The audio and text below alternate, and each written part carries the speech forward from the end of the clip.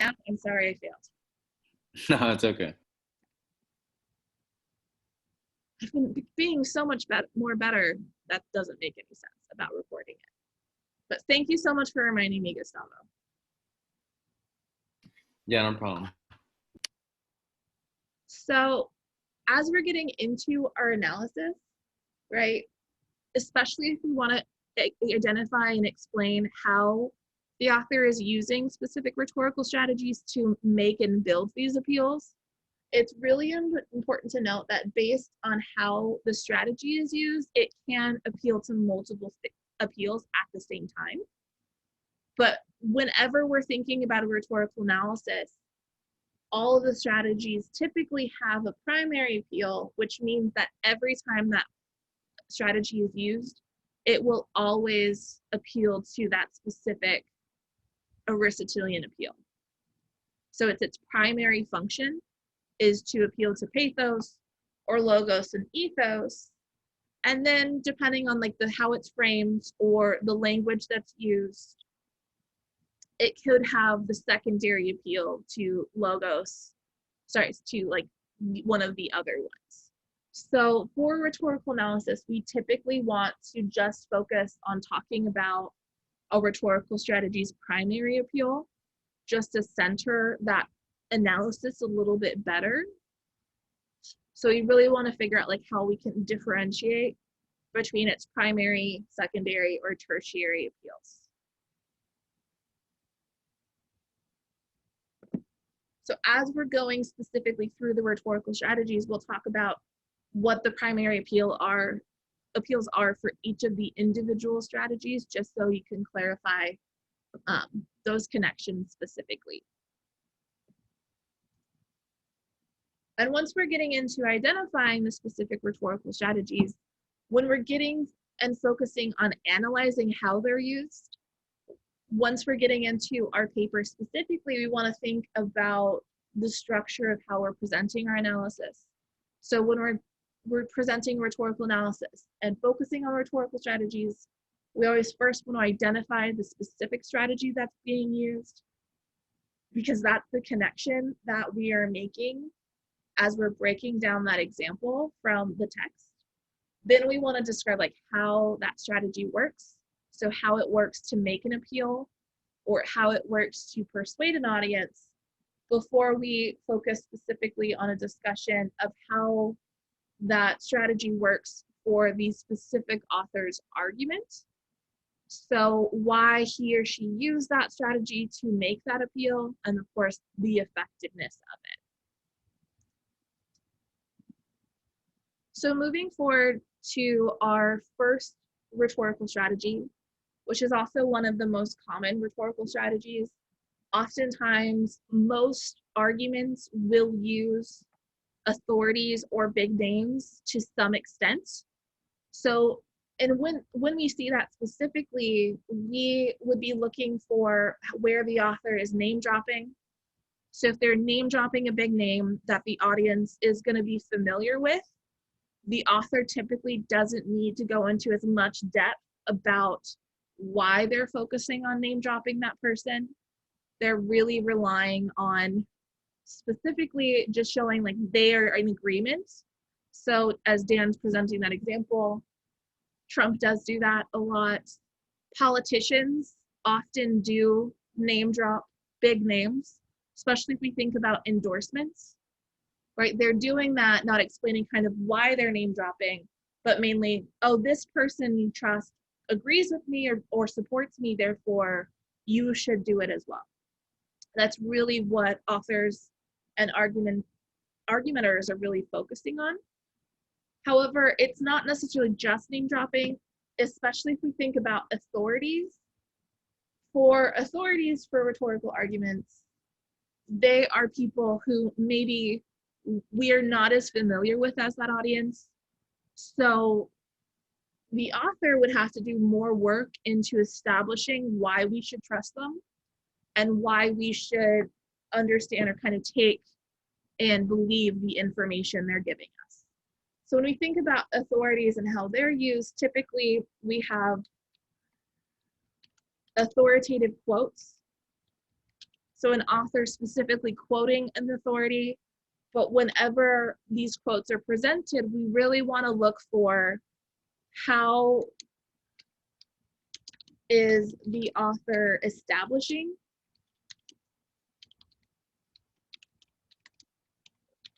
their authority for the person that they are quoting. So typically how they establish that authority could be in describing who that person is, so describing them as trustworthy, or even describing their occupation, right? Or what they have done to prove that credibility. So if we think about Christoph, when he's presenting a quote from an authority figure, he always has specifically like what their occupation is.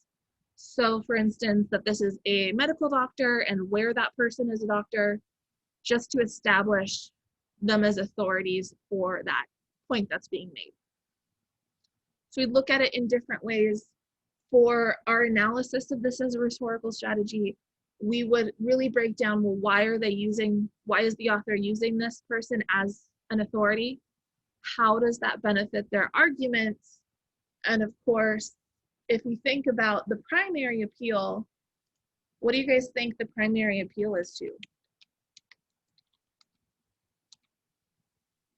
Would it be primarily appealing to pathos, logos, or ethos?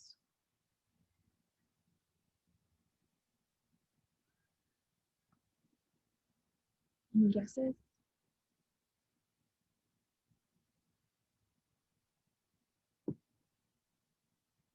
Ethos, yeah. So James is right. The primary appeal is to ethos, since the author is really focusing on why this person as an authority should be trustworthy. And of course, if we trust that person, their background, we're going to be more likely to agree with the point that the author is making. So it's one of the primary ways that an author builds an appeal to ethos, especially if we don't necessarily trust the author themselves based on their background. They have to use other authorities to really bring the credibility to the argument itself. So any questions about authorities or big names as a rhetorical strategy? Or how we identify that? Okay. Awesome. So our next rhetorical strategy is cause and effect analysis. So this strategy is really often paired with how an specific author is explaining their reasoning. So this works as a type of evidence, but when we're analyzing it as a rhetorical strategy, we really want to focus on how well that author is explaining that causal chain to really connect it to his or her point. Because if we think about cause and effect, that as a chain, it's like a chain reaction that the author is focusing on. So whether they're focusing on the cause and effect, we really want to look at, is that causal chain effective, or is something missing from it? Because if we think about cause and effect analysis, right, especially for more complex issues, there might not be a simple action and then a reaction. So there might be a domino effect before we get to that end result. So we're really looking for how an author is presenting each step of that chain reaction to make his or her point clear. So if we think of like an example for this, of like what would be an ineffective strategy, that would be when an author is kind of jumping over that chain reaction and making it more illogical. So for instance, if I were to say, if you don't recycle, the world will end, right? So I have that if and then, so I have the cause, not recycling, I have the effect, so the result, the end of the world. But if we're looking at as cause and effect, if we're analyzing that as a rhetorical strategy, right, we can see that I'm trying to kind of create fear, but it's having that end result of it being illogical, because we can't say one person not recycling will end the world. So cause and effect, we need to explain like each step of that process to get to that effect. So it's really missing the kind of smaller causal chains within that to make it logical. So if you don't recycle, right, the plastics will build up in the landfills, right? The landfills will no longer decompose trash properly, which will lead to more greenhouse gases or whatever, I'm not a science person, going into our atmosphere, which will lead to more climate change or faster climate change, which will eventually lead to the end of the world, right? So I really need to break down each of those steps for the cause and effect analysis. So when we see an author is using cause and effect, a choice or action, and then emphasizing a reaction, we need to analyze how well it breaks down that chain of events. If the author fails to, if the author specifically fails to explain, that actually turns into a slippery slope,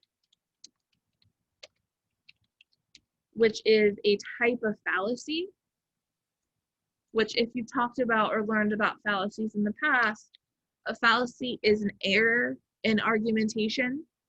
So that means that it is incorrectly presenting an appeal, and it's presenting an illogical argument specifically.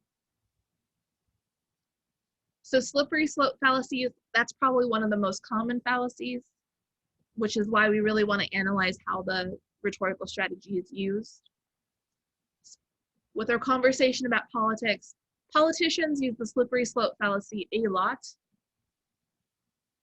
because they really want to emphasize that negative result to, in this case, scare the audience so that you're going to support them so that they can save you.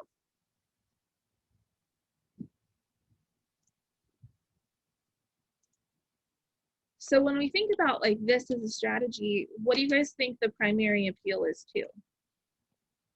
Is it appealing to pathos, logos, or ethos? Logos? Yeah, the primary appeal is to logos because this breakdown, it needs to be logical. And if it's done right, it really helps that audience to see the points and reason with them into agreeing with whatever that causal chain is about. So it definitely appeals to logos.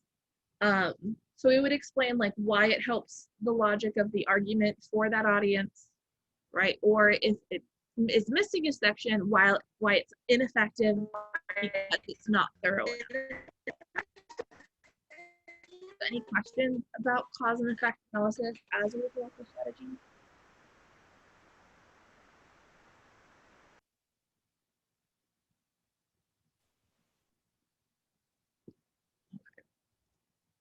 So our next rhetorical strategy is a commonplace. So this is a rhetorical strategy is when the author is identifying and basically stating an assumption or hidden belief or ideology about that audience. So typically this would be when we would specifically notice an author making a generalization about the audience and where they are coming from or what they believe. So these generalizations, calling attention to those assumptions or stating something about them is really how an author is trying to show that he or she understands where that audience is coming from, and they're trying to relate the audience's belief to the argument itself. So if we think about it, right, with those generalizations, typically like they're grouping people together. So if we're identifying where an author is using a commonplace, we would see where the author would say something about people, agree, or even society believes or values, right? So really statements about the group of people that they're arguing about or are trying to persuade more specifically. It's a way of getting the audience on their side and getting them to really relate to the argument that's being made. So when we're analyzing the assumption, we really need to focus on who that intended audience is. So is that assumption correct for that intended audience, or is that assumption not really representative of who that audience is, right? Especially if we think about the commonplace, if an assumption is too generalized or too narrow for the commonplace, then it can really fail to further that argument because the audience can react really negatively to the assumption, right? Especially if you think about like that old elementary school like saying like we all know what happens when you assume, right? It's the very same thing with argumentation. So what do you guys think the primary appeal is for commonplaces?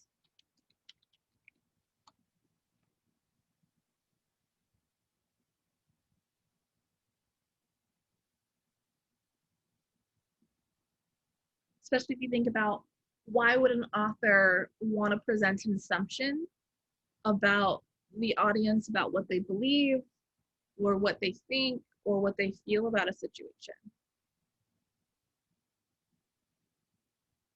Is that appealing to their emotions, their logic, or is that appealing to the credibility of the argument as the primary appeal?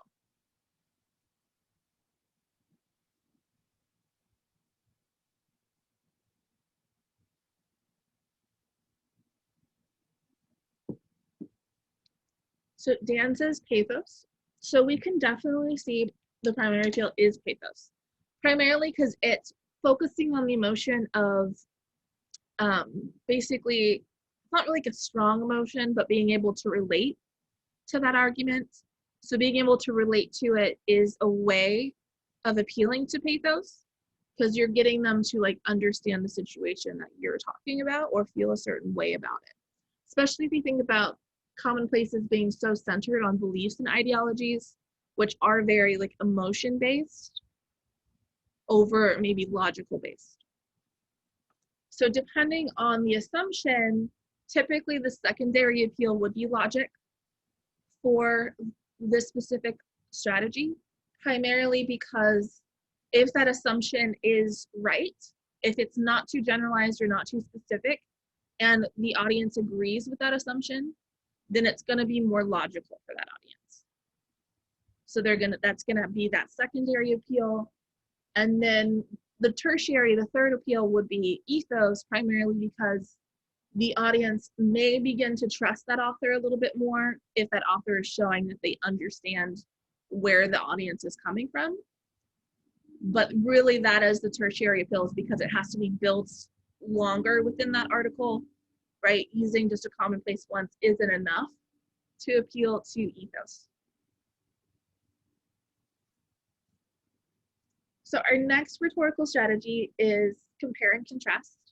So this, similar to cause and effect, is how an author is organizing the evidence, so the examples that he or she is using. So really, when we're thinking about this, we're looking for how well that author is discussing the similarities and differences to illustrate his or her point. So with compare and contrast, the author doesn't have to present both. They could just focus on similarities or differences. So we really want to think about how that comparison is being made. If we think about a comparison, right, the two subjects or two topics being compared need to have basically common characteristics. So essentially that's another way of saying like they need to be comparable. So with compare and contrast, like we can't compare two very unlike things because that comparison would not make sense. So we really want to assess how related the subjects are that are being compared to make that comparison actually benefit that author. So for instance, if an author is comparing two situations to emphasize one, if the situations have nothing in common, then that would be an error in argumentation. That would be ineffective because they aren't comparable. For instance, if we think about situations, if somebody were comparing essentially this pandemic and comparing it to, say, I don't know, what would be like an illogical comparison?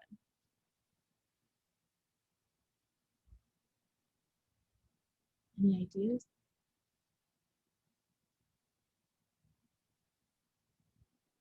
Maybe we could say the pandemic compared to a recession or a depression,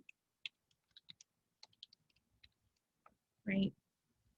They are very different in terms of issues and characteristics, so we wouldn't be able to have a complete comparison about them because the issues are different. So if we think about like comparing a pandemic, we could compare a pandemic to an epidemic because they have similar characteristics. And that's also in terms of pandemics and the comparisons, right? The comparison between COVID-19 to the Spanish flu is a good comparison because of the scale of the situations. However, we wouldn't be able to compare COVID-19 to a cold. Does that make sense in terms of it? So we really want to assess those subjects, how similar alike they are. And then we want to focus and assess like how the author uses the similarities and differences and how well that benefits the argument that he or she is making. And if we think of like the primary appeal for that, would it be primarily appealing to pathos, logos, or ethos?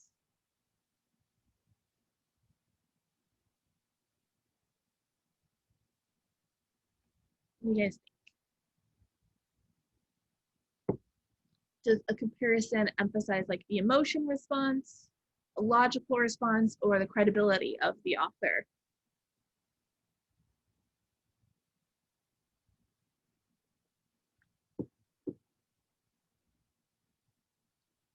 Any guesses?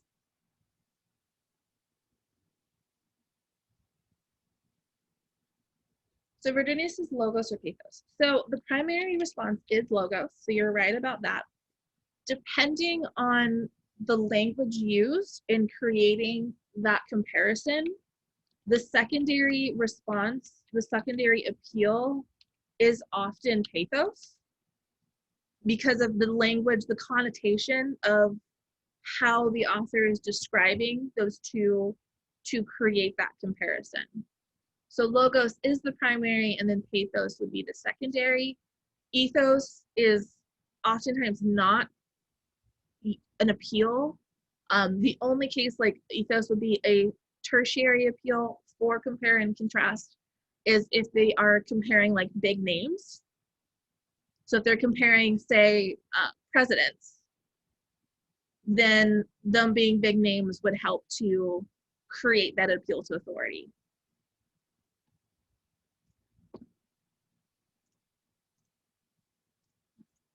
So our next rhetorical strategy is definition. So this is a rhetorical strategy does not mean that the author is just presenting a dictionary definition. That is kind of like a misnomer for it. Really, when we're thinking of rhetorical strategy as a definition, then that's really how the author is defining certain words to specifically create a response from the audience and the purpose connected to the author. So if we think about a definition, right, the author has to craft that definition for that intended audience to get that intended audience on that same page. So say, for instance, for a definition, as that rhetorical strategy, that author would need to explain the meaning in his or her own words to really establish how that author is using that term. And then they can actually create that definition through figurative language, through a comparison. There are a lot of different ways, but the biggest thing is they're defining a specific concept that they're using that might be different from the actual definition. So like the biggest thing to note for definition as a rhetorical strategy is the reason why authors use it. So they would have the need to define a term or situation in order to, especially to get the audience on the same page as them. So essentially they define it in order for the audience to understand how they're using that term. So it really clarifies that author's argument in general. And it avoids the audience thinking of that term in a different way that may contradict how the author is using it. We think about definition, it's really making it more specialized for the argument itself. So we really have to think about how the author is defining those terms for the audience and how is that supposed to help the argument itself.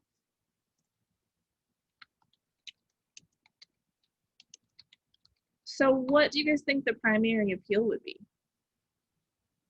So when the author is defining a term in his or her own words to really get the audience on the same page.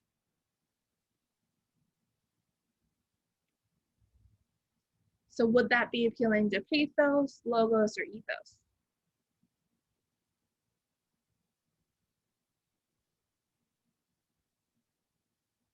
Any ideas?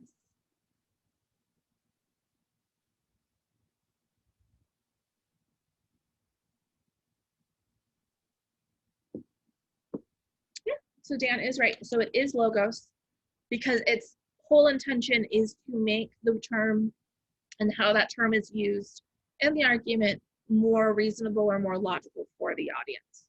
So typically, like the secondary appeal would be pathos, based on how the author is using description to craft that definition and make an audience view it in a certain way. But the primary appeal, because of that purpose, is going to be always to logos. So any questions about definition as a rhetorical strategy?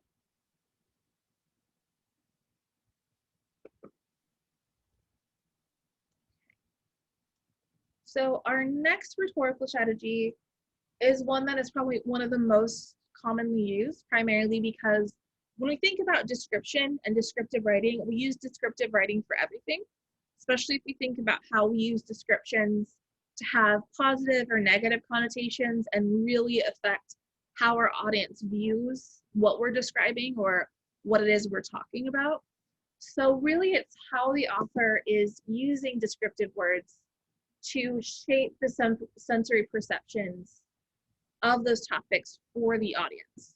So really emphasizing the connotations, specifically thinking of connotations of verbs. So how an author is describing how a speaker is speaking.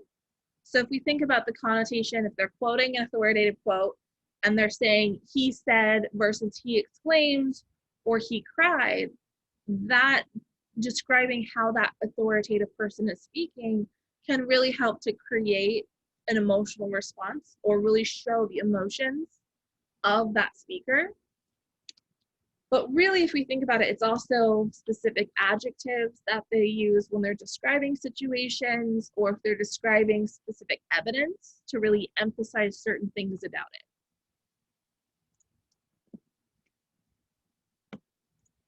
And thinking about description, like what would that primary appeal be because of the importance of like the connotations of those descriptions themselves, of the verbs or of the adjectives, how they shape how an audience would view the argument or view that example.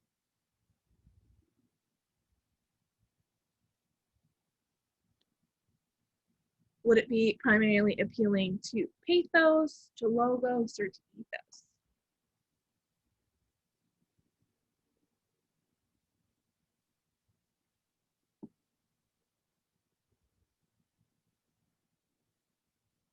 What do you guys think? So Deanna is right. So it is pathos.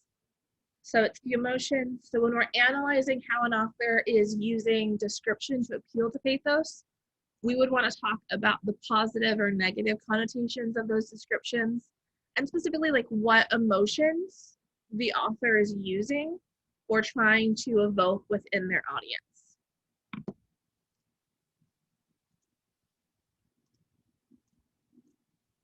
Our next one is division and classification.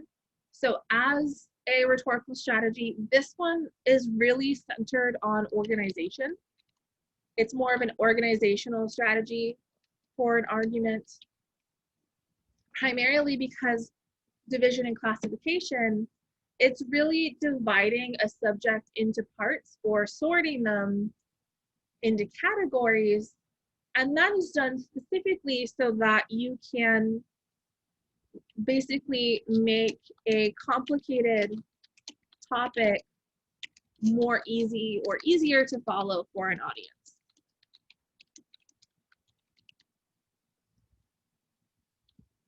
So by taking that larger topic, creating division and classification, the audience can follow along better.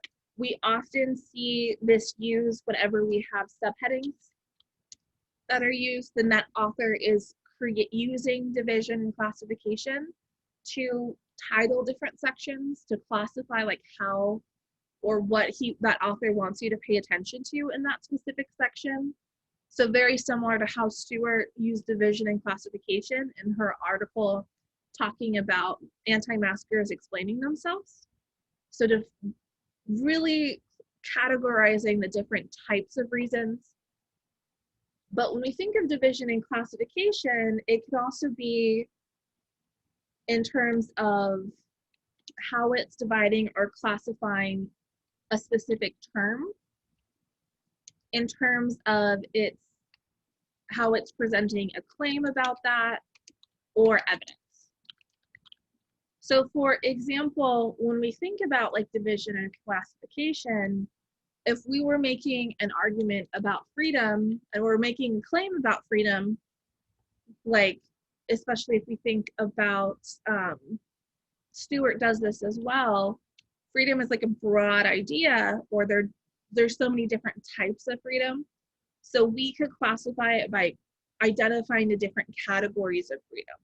So freedom of speech, of religion, of autonomy. So when we do this, we're addressing them separately so that we can address each of them fully, instead of trying to address all of them together and having all of that evidence working together, even though they're different types. So if we think about this as a rhetorical strategy, what would the primary appeal be? With that organization of subheadings, or creating like sorting the different categories for claims or about specific topics or terms, will that be appealing to pathos, to logos, or to ethos? So Virginia and James are right. So the primary appeal is to logos, since the whole purpose of using division and classification is to make the argument more clear and therefore more logical for the audience to follow or to even identify. So that's definitely appealing to logos. Any questions about division or classification? I mean, could it be considered, I guess, pathos as well? You know what I mean? Because you're talking about speech, religion, Mhm. You know what I mean? There is emotional side to that as well. So that would be more of the strategy used to explain the different ones. So really, division and classification is just creating the categories, and then you go into more depth after that, and that's when it can get more emotional appeals. But if we think of like other examples, separate from freedom that aren't as emotionally based, like that might be more clear. So if we think of classification, like classification is often used in the sciences. So we can classify the different types of animals. So if we think about, and we're really going to show how long it's been since I took a science class, because I can no longer remember the kingdoms. You guys know? Or if you think of types of animals in terms of what they eat. So herbivores, carnivores, and omnivores. So that the categories themselves are just looking at the characteristics that help us to separate the different categories. How we separate it in the characteristics like can have emotion based, but that's not the center in terms of classification as a strategy. It's really just helping us to organize the thoughts so that we can explain the differences or explain like the different types more clearly. So the different Okay, types. that makes sense. Yeah, I was just curious because I was like looking, I was like, I guess, but yeah, okay, I can see why. So if you think of freedom is just a more emotional based example. So Right. type of animals is just, it's more centered on that logic. Makes sense. Okay, thank you. Yeah. So any other questions about division and classification or how that works for arguments?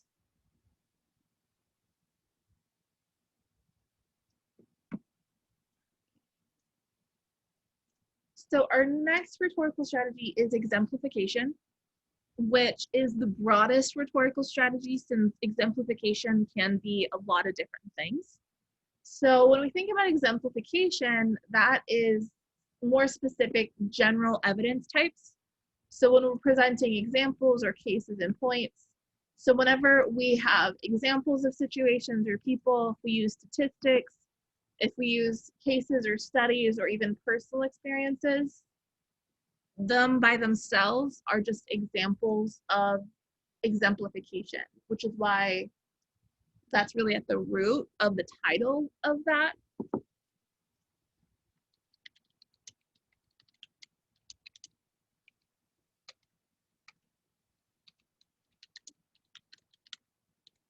So if we think about like exemplification as a strategy, we're really looking at the variety of exemplification being used.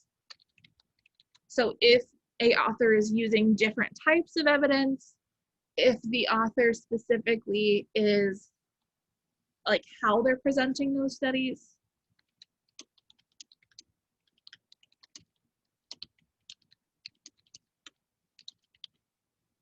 to connect it to the argument itself.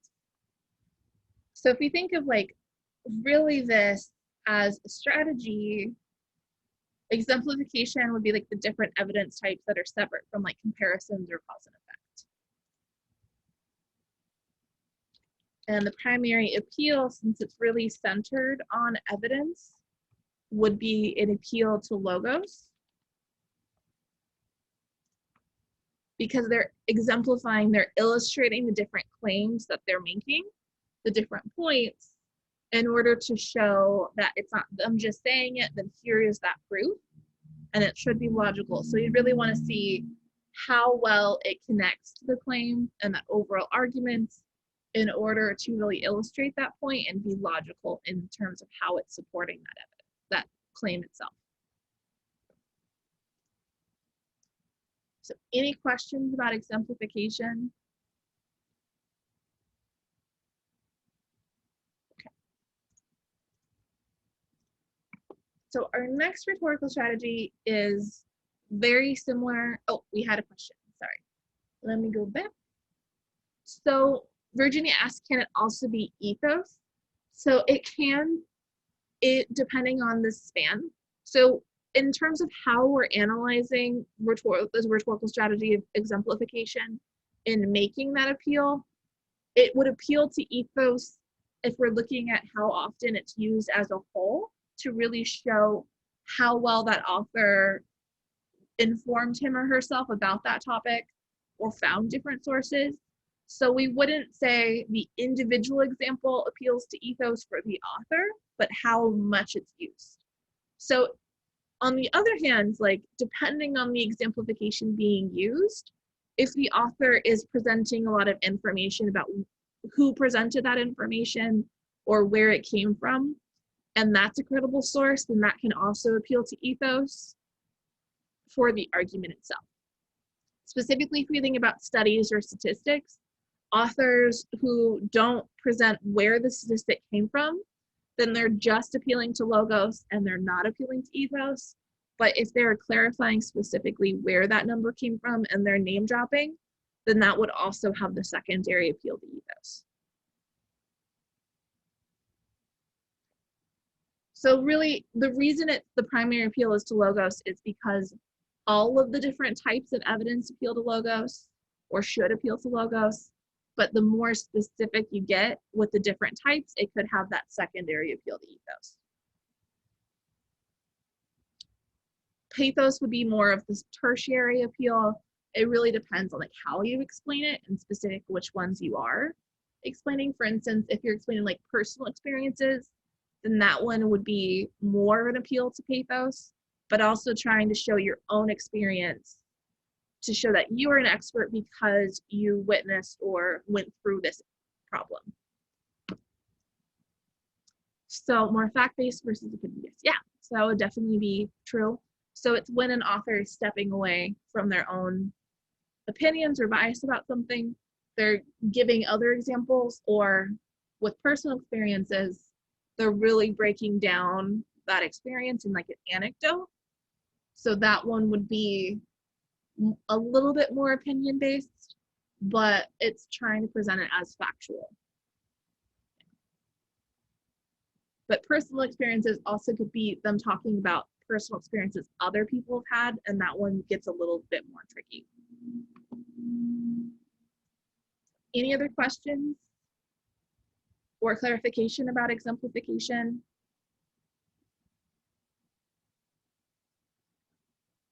So we would just look at the specific example of what's being exemplified.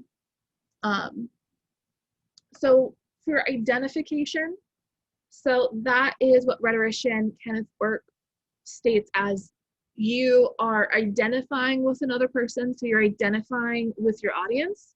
So it's a way of basically showing that you are with them or you are one of them. So if we think about this, the author uses that to really specifically help convince the audience that because that author is just like them or understands this or felt the same way, then therefore like the audience should agree with them or should trust them more.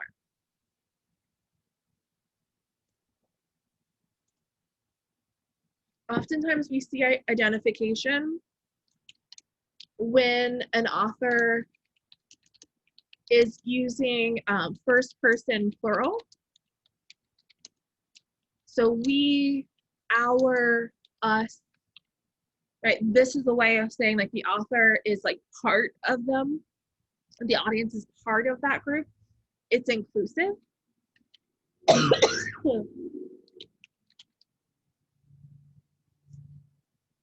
Which is how the author is creating that identification. So it's very similar to commonplaces because if anything, it's showing that the author like has that same belief or same thought or same feeling, but it's different in terms of instead of a commonplace where the generalization is just about the audience, with identification, that author is with the audience.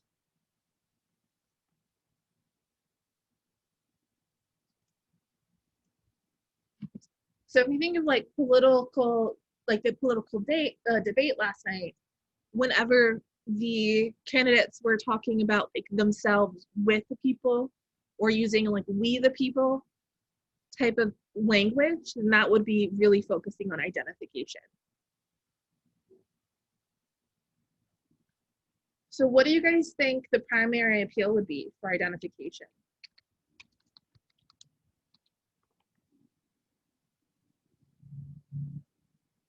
So we, us, or our. Would it be appealing to pathos, to logos, to ethos?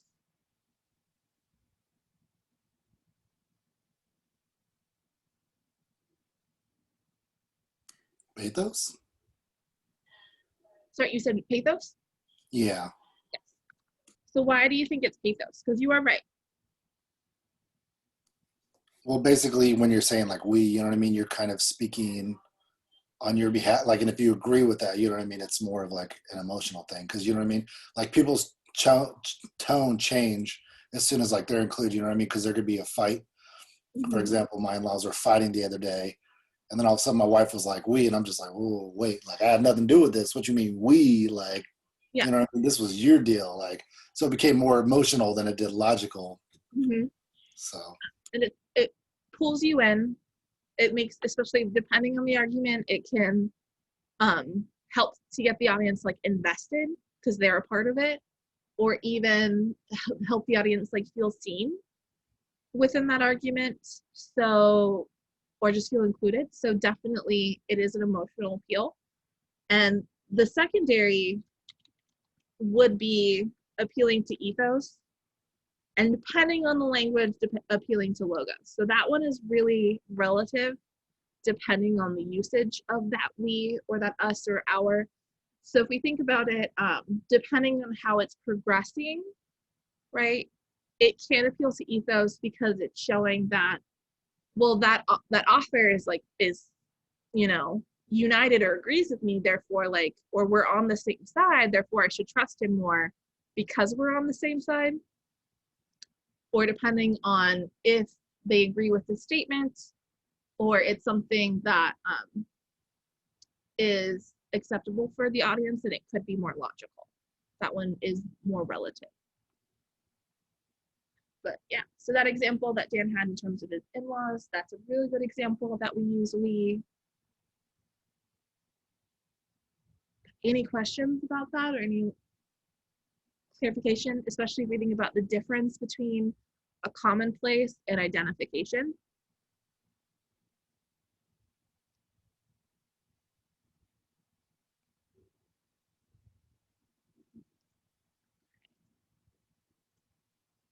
So our next rhetorical strategy is metadiscourse.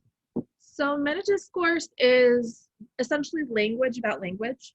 So we would identify specific metadiscourse where the author is announcing specifically to the reader what they're doing, or they're helping the reader to recognize the specific points.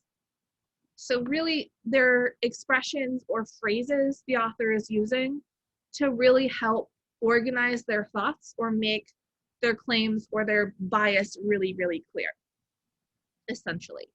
So we would pay attention to these signposts. We have different types because that is working to organize how the author is trying to clarify the different ideas that he or she is thinking. And then we would talk about how that metadiscourse helps to clarify the different ideas, or to help to make it more acceptable for the audience even. So when we get into metadiscourse, we traditionally have 4 different types of metadiscourse. So the first one being metadiscourse that clarifies the author's intentions. The author is just being very open, asserting what he or she basically wants you to pay attention to or wants you to agree with. So if we think about the language, so when we have to sum up, candidly, or I believe, these are statements that are really showing what the author wants, right? If we think about I believe statements, then that is really emphasizing and establishing their bias in a way so that they want you to understand, like, explicitly, like, what they want you to agree with about that bias. So they'll have to go into more That's a good way of identifying specifically what the argument is or what the claim is in terms of an I believe statement. To sum up is a little bit different. So when we use to sum up, that is very similar to an author presenting a conclusion. So they're establishing their intention to end this argument or to wrap up all of those points into a bow, and this is that what they want you to focus on out of all of the points or all of the evidence they presented. Candidly is a little different, because if we think about the word candidly, right, it's presenting the author in a specific way. So it's trying to establish honesty, very similar to if an author were to say they're being frank or frankly, right? So it's establishing that they're being truthful in that situation because they want you to know like what they want you to focus on. One thing to note about like the intention candidly is we do have to take it with a grain of salt, because writers can lie about being honest or being frank. So we would have to really assess like how they are presenting it. Then of course, if we think about meta discourse, the one that is less intentional typically or can be intentional, this one varies depending on how it's being used, is how a writer establishes their confidence. So this is really getting into, right, the difference between passive language versus definitive language. So if we think about words like may, perhaps, certainly, must, right, some are a little bit weaker in terms of how definitive those statements are, or how much they're emphasizing versus others. So if you think about may, perhaps, certainly, must, which one of these is the most definitive in terms of making a statement or an assertion about something? Certainly. So certainly, yeah. So certainly it's just like, it's kind of presenting that duh of certainly this must be true. Like there's no wiggle room there. The next one would be must. So you must do this or it must occur. So it's saying like there is no other option that we should use, essentially. May and perhaps as meta discourse, those are the two that could show an author's unintentional lack of confidence, or they could use it more passively because they can't definitively say anything and they want to avoid being criticized for like being too assertive, right? So if we think about this, may, it's saying that something may not happen. As Dan's explaining, definitely plausible deniability in terms of how they're presenting an idea so that they can't be sued for making an assertion and somebody following through with that. But it can also, so in terms of how we analyze it, we'd have to consider, is this intentional for plausible deniability, or is this showing a lack of confidence in the statement that they're making? Because that lack of confidence, that's when we get into the more passive language of they just don't want to be assertive and that's slipping through. So that is something we talk about, especially in terms of how that's guiding the reader and how we would assess it differently. Our two other types of meta discourse are more organizational, so direction to the reader's structure of the text. So this is organizing how, as a reader, how we should pay attention to the different points or which specific points we should specifically pay attention to. So directions, whenever an author is saying note that, they're explicitly telling us that we should take note of that information or remember that information so that we can use it moving forward, or because that is the claim that they're making. So finally is directing an author, like a writer, the audience to the last point. So the last claim they're making, or even how they're ending that paper. So directionally, that we should identify that as that last point. Therefore, and however, work a little bit differently. because those change directions in terms of the structure. So that is when an author is presenting a conclusion. So therefore, it's very similar to so or a different outcome that maybe wouldn't have been expected. So typically when we have those words, we should pay more attention to what comes after those terms versus what they presented before them. And that's how the author is directing our focus.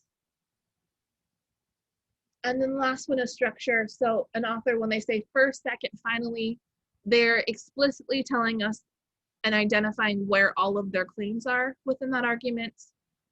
And then structure, similar to direction, is just pay attention to what do I say after those conjunctive adverbs. So like the biggest thing to note with meta discourse for these terms, as we can see here, most of them are introductory phrases or they're commentary that an author is adding to the sentence. And that makes it a little bit easier for us to identify. Most writing needs meta discourse to some extent, especially when we think of it argumentation, because we don't want the author, or if we're creating an argument, we don't want to bury the ideas, we want to guide our readers, which is why we use meta discourse. However, there's some writing types that use it really sparingly. So like technical writing or academic writing or narrative writing would use them really sparingly, especially narrative writing. We wouldn't see first, second, or finally. We would see like the therefore or however, right? So it would really change depending on the writing type we use. And because of the different types of meta discourse, and because most of them are really helping to organize or clarify different points, or as Dan said, give plausible deniability, or not go too far and make a point more acceptable. The primary appeal is to logos, because it's helping the audience to understand those points or to identify the different points, or even accept the points. Any questions about meta discourse? I know you said like it can obviously be used in like different writings, but would you say is there like a more specific like style or stance of like writing that would use meta discourse like versus another? So typically you see meta discourse in argumentative writing and within academic research papers. So specifically, if we think of like scholarly journals, if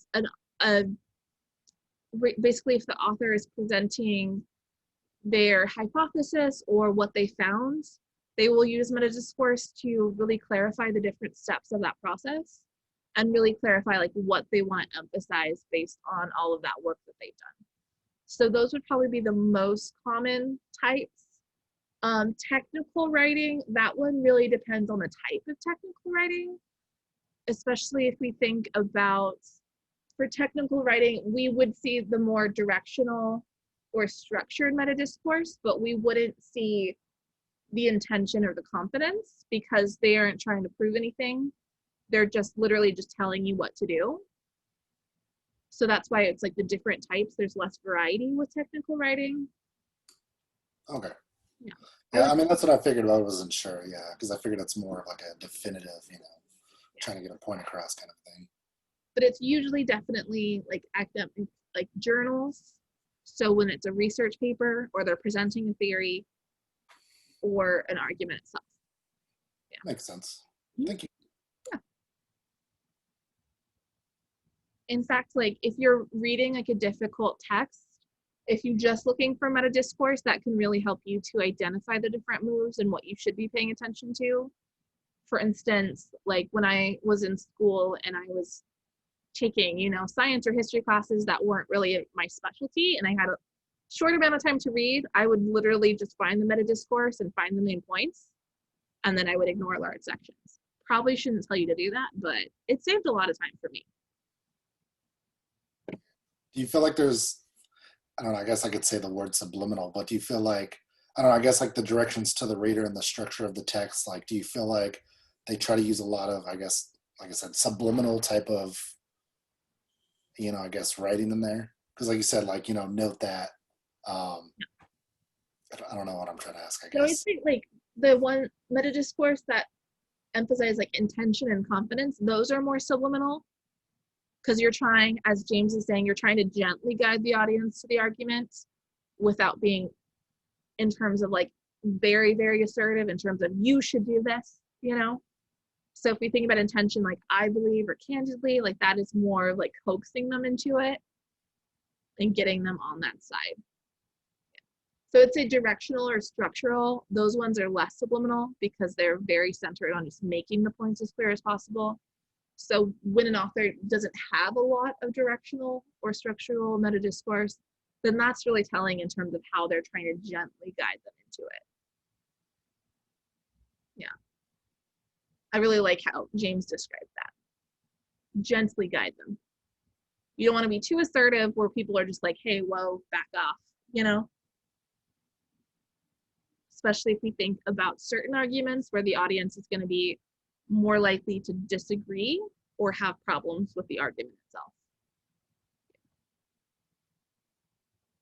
In fact, when it comes to confidence and intention, typically we'll see this more at the end of the article, or it's like it'll be used sporadically at the beginning and then more as the author becomes more assertive towards the end because they coaxed you into it, they'll start using it more just to like hammer in the different claims that they're making.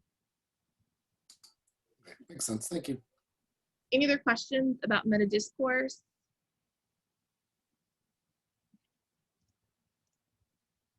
So our next rhetorical strategy is very similar to compare and contrast, but it's shorter. So when an author is using figurative language like metaphors, similes, or analogies, so this specifically would be when the comparison is being made in one sentence and the author is taking a more abstract concept and trying to make it more clear or establish a certain connotation about that concept. So the biggest difference between using compare and contrast and using figurative language is the two subjects you're comparing don't have to be similar at all with figurative language because you're using words like or as to establish that you are making more of an abstract comparison to say something about that subject, right? So if we think about figurative language, if we go to our example of like freedom again, we use a lot of figurative language to describe what freedom is. So freedom is an uncaged bird. So we're taking a more abstract idea, which is freedom, and then we're comparing it to a more concrete image to say something about that topic, right? And then of course we could another one that I've seen really often, there's one article that I've used in the past about technology. So it says the human brain is like an outdated computer, something to that regard. So the human brain is and the computer, like they're two very different things, especially if we think about anatomically and like how they're constructed, but it's saying something about the human brain by comparing it to the outdated computer. So it's saying something about how the brain functions or the thought process. So that would be an example of that metaphor to really call attention to it. So for this, when we identify a metaphor, we are looking for is. So usually use the state of being verbs to call attention to that comparison, or we're looking for words like or as. Those are typically the signals for it. And as we're analyzing them, we really want to see like how well does that metaphor or that similar analogy help the argument? So how well does it work to make that point about that main subject and get the audience to understand it? And if we think about like that with the primary appeal, like what do you guys think the primary appeal would be for a metaphor, simile, or analogy? Would it be appealing to emotions, to logic, or to credibility? Emotions. Yeah. So typically the primary appeal would be to pathos. Okay. The secondary appeal would be to logos in terms of how we're interpreting it. But most of the times figurative language are used to create that emotional response. Yeah. So any questions about this as a strategy? No, not really. Okay, awesome. So the next one is motive. So this is when an author is referencing typically the motives of his or her oppositions. So why you shouldn't trust the opposition or you shouldn't agree with it because they benefit from it in some way, or like why they want you to agree or do a certain thing. It could also be in terms of presenting the motive of a group or organization or corporation. It's really like whoever they see as like the enemy. By mentioning the motive, it's really establishing kind of for the author that the author does their research so they know about this topic and they know about their opposition, but really it's just casting doubt on the opposition. That's really the main focus of it. If we think about motive, that is, as a rhetorical strategy, used so much in politics, right? You can't trust them because they want to do this or they'll benefit this way. In rhetorical analysis of written argument, it isn't as common. It's common depending on the argument that's being made. So if we think about like motive, say if you're arguing about an issue, right, and a corporation or there's not a set opponent like who benefits from it, then you wouldn't use motive. So it's really kind of that dichotomy, like you need somebody to benefit from that situation, and that's when you could use motive. So really we want to think of like with motive, how well does the author present that motive? Does it come across as a logical motive, like a logical reason in terms of why that opposition benefits from the situation? Or if it's illogical, then that could be really problematic.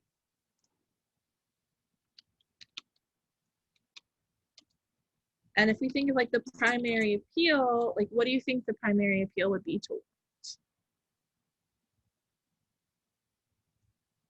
Especially if we think of it's used so we would trust the author more, but also to make it illogical to agree with the opposition or to trust an organization.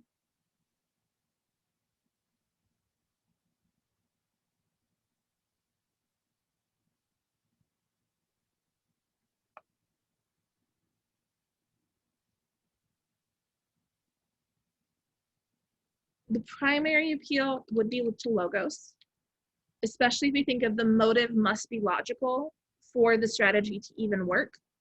And the secondary appeal, if the motive is logical, would be the ethos, because we were going to trust that author more because they understand where the other person is coming from. So really this one, we really have to think about the motive that's being presented first before we can think about that secondary appeal.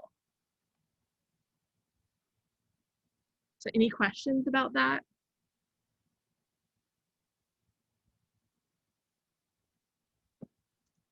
We definitely saw this strategy a lot last night. And we'll probably continue to see it. Ooh, I went too far. So our next strategy is narration. So this is typically would be when an author is using an anecdote in a story. So it's one thing to note is narration in the story is in an argument is going to be shorter than a traditional narrative.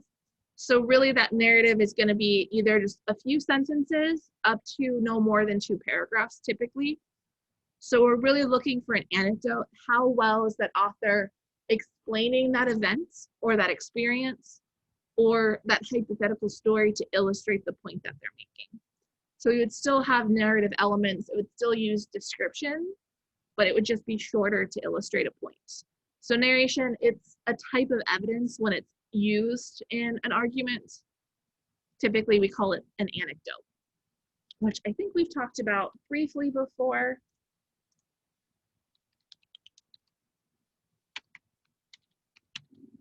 And the primary appeal for narration, because if we think about the primary appeal for stories and how stories function, is to appeal to the emotions. So by illustrating the experience, so an audience can empathize with it a little bit more, or see the problem themselves, or put themselves in the shoes of whoever was in that situation. That's why the primary appeal is pathos. So one thing to note with narration, the shorter the argument, typically the shorter the narration will be. So since Christoph's article is very short, we wouldn't be looking for a long narration. So if there is a strategy that it will just be just a sentence or two long, right? But the longer the argument, typically the more likely an author is going to use an anecdote to illustrate a point.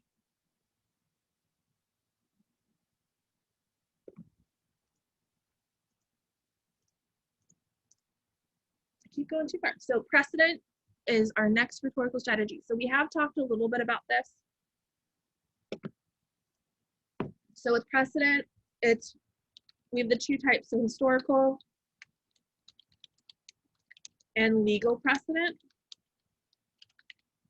So when the author is comparing this event they're talking about now, or what they're arguing about now, to what has happened in the past, or a choice that happened in the past, or a legal ruling, excuse me, they're making that comparison to show that because this happened in the past and this was a result, we should make the same choice now, or we should do something else to avoid that result.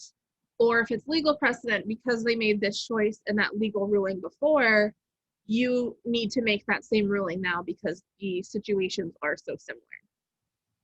So it's a type of comparison, but really centered on specific historical events or legal rulings, if we think of courts of law. So with this legal or historical precedent, we really have to see like how well that author is establishing the historical situation or legal situation they're comparing it to. So it needs to be a little bit more detailed in terms of how it's explaining what happened but in the past, to really explain how it's similar to the one that's being discussed now. So if those situations aren't similar enough, then that would fall flat. It wouldn't be proper precedent for the situation. And the primary appeal for precedent would be what? Would it be pathos? Would it be logos? Would it be ethos? I would say logos. Yeah. Yes. So it would primarily appeal to logos because it has to be a logical comparison between the two events. So definitely. So the author really has to do the work to explain why those two events are similar in order for it to work as precedent. Could you also appeal to it like on a pathos side? So that would be depending on how they're describing the situation. So we could definitely, if we think about precedent, if they're using description to establish this historical situation, it can create a specific connotation, and then that would definitely appeal to pathos as a secondary. Because that's what I was thinking. You know what I mean? If you look at it like based literally just on like a historical sense, which I would assume like most of it would be, you know what I mean? Because you could talk about, you know, the riots in LA, you know, and you'd be like, well, this happened, you know, these laws changed because of this, but then you could be like, you know, these, you know, group of people were targeted. This, you know what I mean? Like, or how you describe the actions of the rioters can create an emotional response. So definitely. So in terms of that, That's a really good thing to note for rhetorical strategies, because with rhetorical strategies, often we have multiple rhetorical strategies being used at the same time to really make it more effective, especially if we think of historical precedent, to really emphasize like why we should care about the situation that's being compared. So the description would definitely come in handy there. Okay. Yeah, because I feel like with some, like, and I can't say with all people, you know what I mean, but for some people when they're reading, like they're looking for that more logical stance. Yeah. Or like some people I feel like get more invested, you know, emotional wise. So that's why it's really important to understand the different rhetorical strategies so that you can see how nuanced it is and appealing to those who are persuaded more by logic versus those who are persuaded more by emotions, especially in terms of how you're presenting the evidence so that it works for both people. Yeah.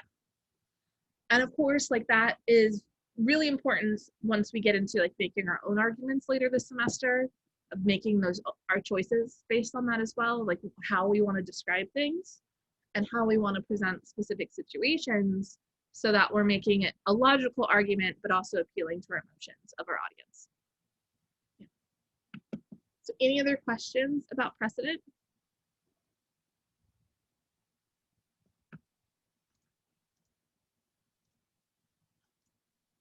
So our next rhetorical strategy is prolepsis. So this is commonly when we refer to as having a counter argument or rebuttal.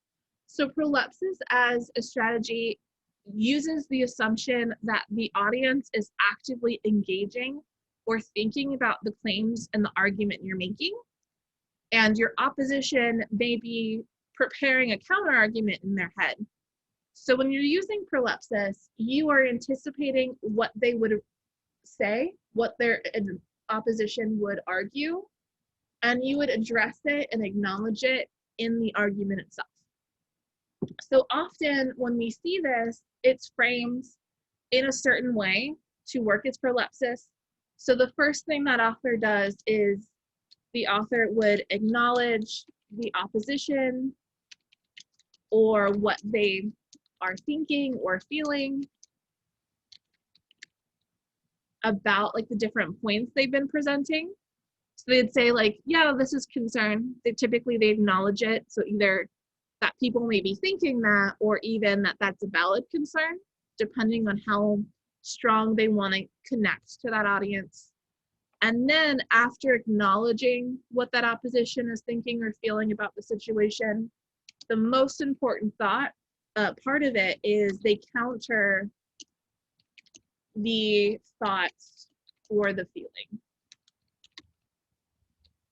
to prove why they should agree with the overall argument. So you counter it immediately to prove that you understand where people are coming from, that you know the audience, and that you can then address that issue in the argument itself so that you're not leaving them with that disagreement. You are proving why they should believe you instead, or consider a different point instead. So with this, like this is typically a way of presenting a claim, right? So when we see an author like acknowledge the opposition and then to present a claim to counter it that supports their own argument, then that's prolepsis. That's the strategy they're using. Typically in an argument, prolepsis isn't used every time. So typically it's used fairly sparingly, primarily because you don't want to center an argument on just rebutting the opposition, because it takes away from your own tone and your own assertions about that topic. So typically we'd only see it maybe in the middle or towards the end of an argument. Typically an author wouldn't begin with prolepsis in most cases. Any questions about prolepsis as a strategy? If we think about the primary appeal, what do you guys think the primary appeal would be, especially since You start it by acknowledging that opposition and what they're thinking or feeling, either validating it or specifically just saying like, I know you're thinking this. Can you guys hear me okay? Because I see Gustavo's having, you can't hear me. Is my audio okay? So Dan's saying his is good. I don't know. You might want to try to reconnecting yours, Gustavo, because it seems like no one else is having that problem. But it is recorded. Okay, so I'm guessing it works now. Perfect. Awesome. So yeah, so James is right. The primary appeal for prolepsis is an appeal to ethos. So you're establishing your own credibility by showing that you understand where people are coming from, that you understand your audience, and you understand how to counter that argument. So it's really showing all of that work that you've done and preparing for it. The secondary appeal would be to logos in terms of how you're presenting that counterclaim.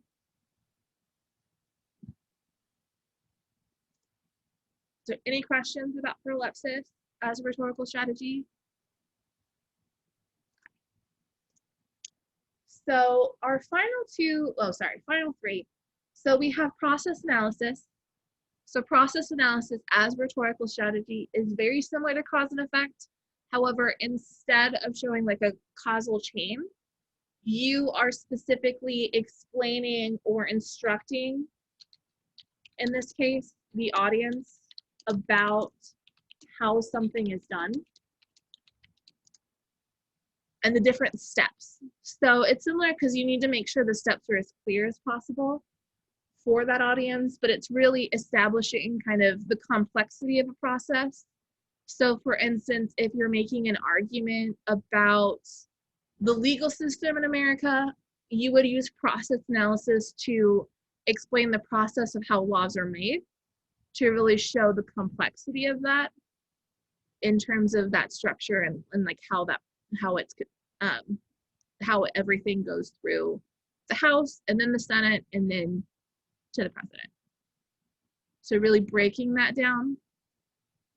So this would be, in terms of that, it needs to be really clear in terms of the audience understanding that process, or even depending on an argument you're making, able to follow that process if they needed to themselves. So for the primary appeal, what would it primarily appeal to? Pathos, logos, or ethos?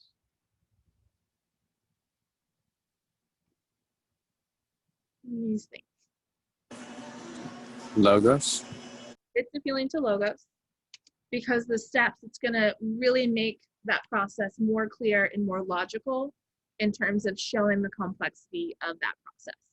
So it appeals to logos, definitely. So process analysis is not the most common of the rhetorical strategy types. It's really dependent on what that argument is focusing on. So for instance,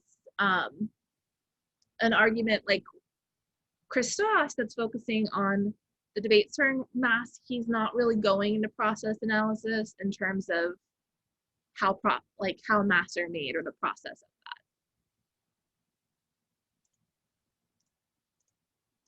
that. And our second to last rhetorical strategy is the rhetorical question. So this, as a strategy, it's designed to reinforce the audience being on the author's side. So typically we would have a rhetorical question that is trying to kind of show them their agreement, especially because if we think of a rhetorical question, these are questions that have set answers or correct answers, like one implied correct answer. So in terms of how they're phrased, an author has to be really strategic about where they're placing them.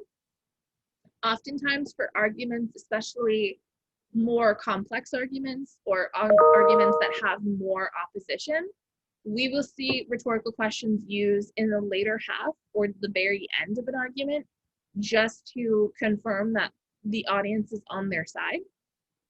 Typically, we don't begin an argument with a rhetorical question unless it's more broad and trying to get them into that argument itself. And then, oh, sorry, I went a little too far. So what do you guys think the primary appeal would be for rhetorical questions? Especially since it has one set correct answer, an implied answer the author is wanting the audience to have or respond with. Logos, yeah, that is correct. The primary appeal is to logos, because if you use it properly in the argument in the right spot, then it would just have the proper logical correct answer. So if it's used improperly in a different spot, then it would fail to appeal to logos if you haven't established that correct answer for the audience yet. And our last rhetorical strategy is the transitional question. So this is an organizational rhetorical strategy. So typically an author would use this at the beginning of a paragraph to show that they are transitioning to a new point or a new part of that discussion. So really, like if you think about it as organizational, these are different from rhetorical questions because they don't have a set response. And also you're telling your audience that you're going to answer that question as it progresses.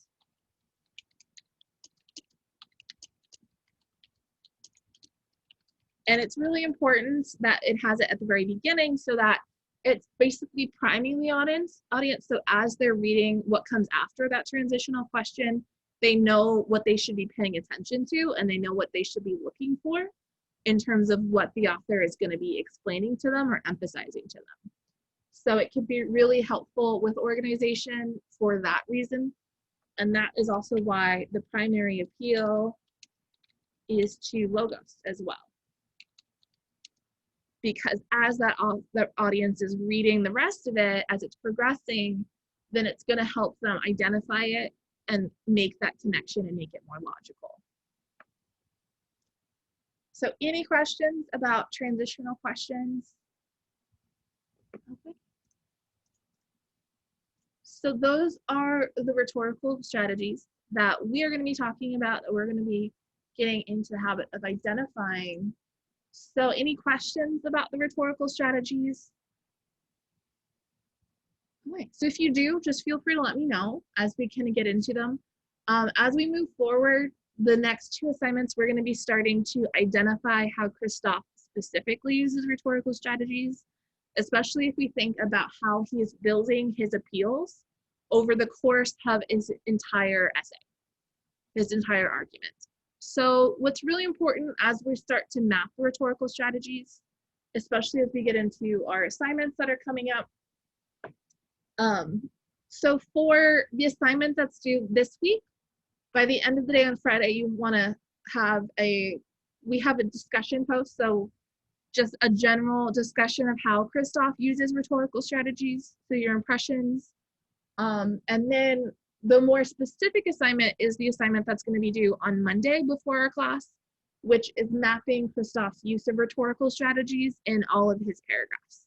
So Christoph has a total of 20 paragraphs. So in that assignment, which will be available for you guys on Friday, you're going to be identifying all of the rhetorical strategies he uses in each paragraph so that we can map it out, especially to help us assess how he's building the different appeals and to figure out what specific strategies he's relying on the most to really show his primary appeals throughout the course of his article as we prepare for our rhetorical analysis. So any questions about the assignments that are due or what we're going to be focusing on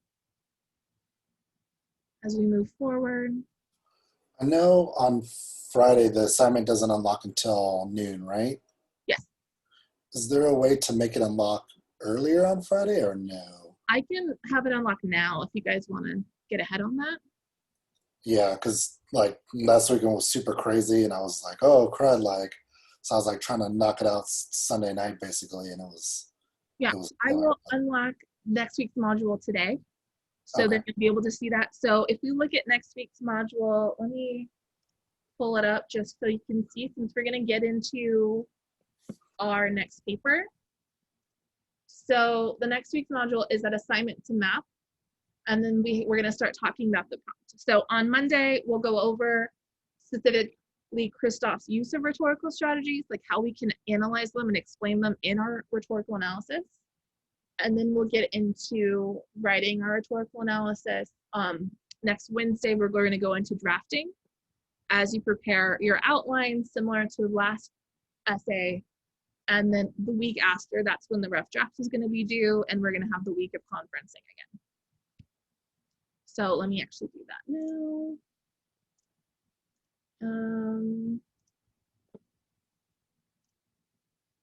So you should have access to it now.